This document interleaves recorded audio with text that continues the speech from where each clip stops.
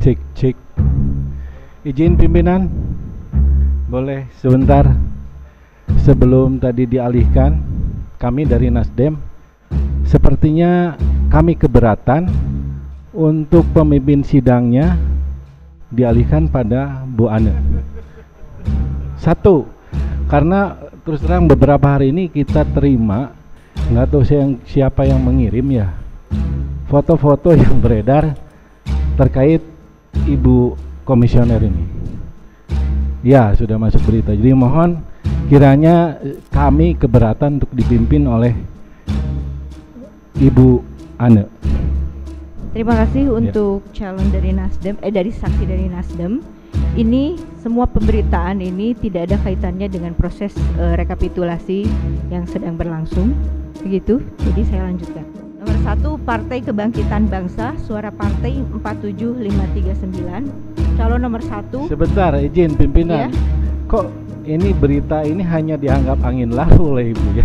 Seperti Pak, Bapak kalau mau mempertanyakan berita itu silahkan mempertanyakan di ruang yang lain. Ini proses rekap harus terus berjalan, gitu ya. Rapat pleno rekapitulasi suara yang digelar KPU Jawa Barat pada 18 Maret 2024 itu terhenti sejenak saat Cernan Melandi, saksi dari Nasdem, menginterupsi sidang. Ia keberatan bila rapat dipimpin Ane Nursifah lantaran ada kabar miring yang menerpa dirinya.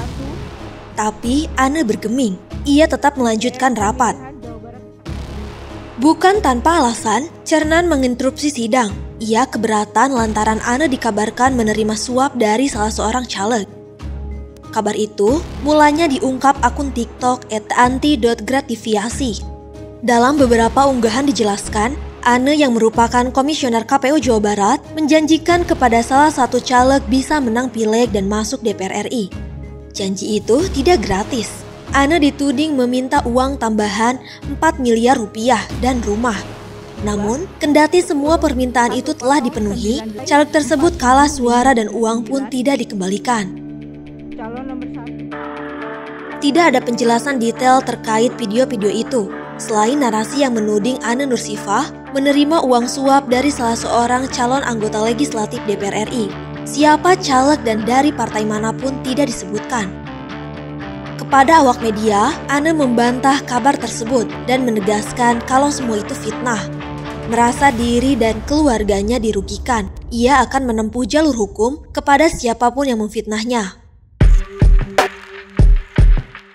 Terlepas dari persoalan yang membelit Ane Nursifah, praktik curang demi menang dalam kompetisi politik kerap mengemuka di setiap hajat pemilu. Salah satu cara yang paling populer di masyarakat adalah politik uang.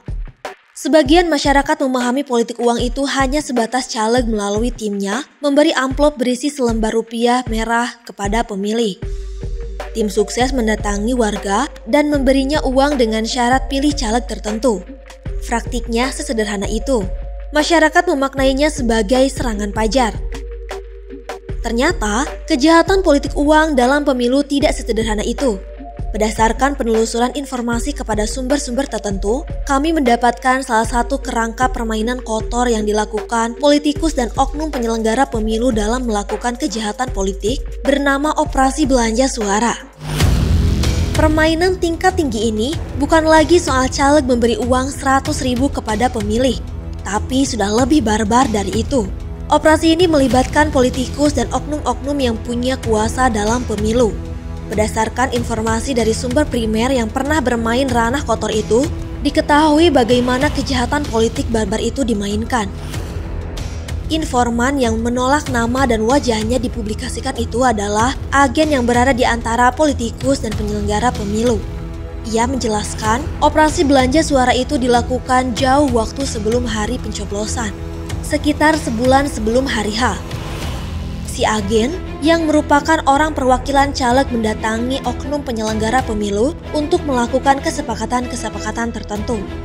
Muara dari kesepakatan itu adalah pemenangan si caleg. Ia dijamin masuk gedung legislatif. Untuk meluruskan rencana jahat itu, si caleg harus menyiapkan sejumlah uang. Besarannya tergantung kursi yang dibidik. Kursi pusat harganya lebih mahal dibanding kursi daerah. Bagaimana operasi belanja suara itu dilakukan? Pada praktiknya, itu merupakan ranah oknum penyelenggara pemilu. Tugas si agen hanya memastikan kalau uangnya ada dan siap dicairkan kapanpun sesuai permintaan. Operasi pun dilancarkan. Si oknum penyelenggara pemilu harus memastikan dulu suara caleg mana yang tidak ada saksinya. Kalaupun ada saksinya, paling itu saksi partai yang bisa diajak main mata. Itu penting dilakukan agar setiap proses berjalan lancar dan tidak menjadi masalah di kemudian hari. Setelah suara-suara caleg tanpa saksi itu diketahui, operasi pembegalan suara pun dimulai. Suara caleg A, caleg B, caleg C, dan seterusnya dipindahkan ke caleg yang sudah buat kesepakatan. Cara tersebut dijamin aman lantaran tidak akan menambah atau mengurangi jumlah daftar pemilih tetap.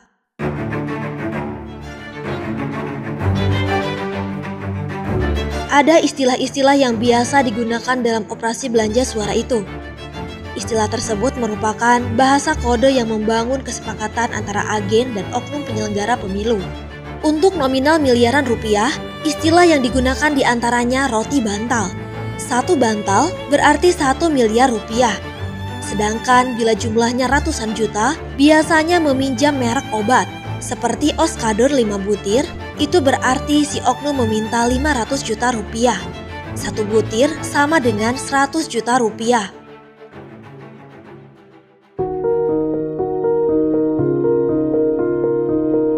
Di musim pemilu 2024, harga belanja suara terbilang sangat mahal.